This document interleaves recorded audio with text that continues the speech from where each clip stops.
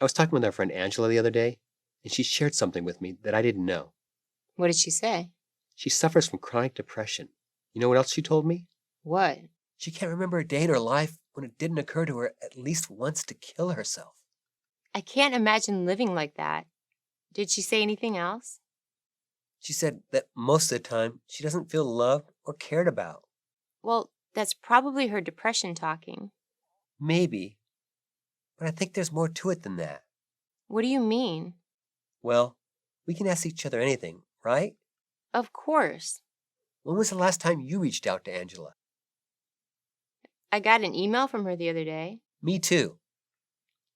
Damn, I need to respond to that. But when was the last time you initiated contact? Then how's she supposed to know you even think about her, much less love her? She should know. I'm one of her best friends. I don't mean to sound like a bitch, but she needs to understand that I'm busy.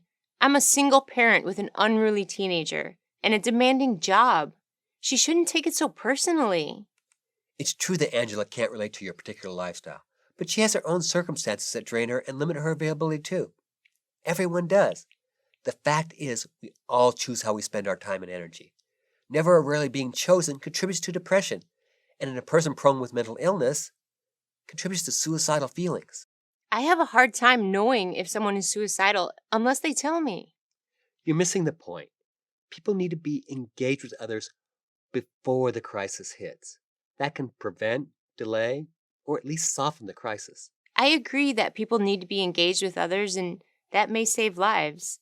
But it sounds like you're saying the responsibility is on the world at large to guess who might need support.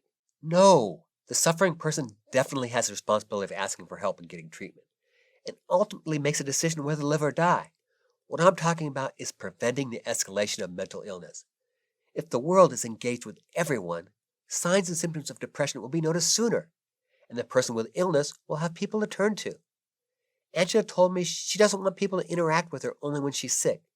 She knows there's a biological component to her condition, and she takes responsibility for that by working with a psychiatrist. But she also said that when she's the only one initiating contact, it makes her feel like a burden, which triggers suicidal thoughts. When she feels acknowledged and cared about in general, it tempers her condition. But she gets so needy, and her situation is so intense that I don't know how to respond to her. It's exhausting. And frankly, I feel bad for saying this, but the truth is that I just don't want to deal with it. I know it can be hard sometimes, but that's what I'm saying. She needs us when she's healthy too, maybe even more than when she's sick. And you know what an awesome person she is. That's why you're her friend, right? I'm not talking about hours and hours. I mean treating her like you treat me, sending some occasional texts, commenting on our Facebook page, responding to emails. She loves a phone call every now and then. The more of us that do it, the less you'll feel the need to depend on any one person when things get hard. Identify your boundaries, talk to her about them. That's what I did. She'll respect you for it. But she needs to know we care.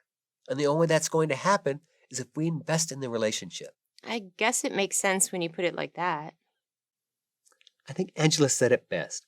Ongoing connections with others can serve as vaccines against suicide.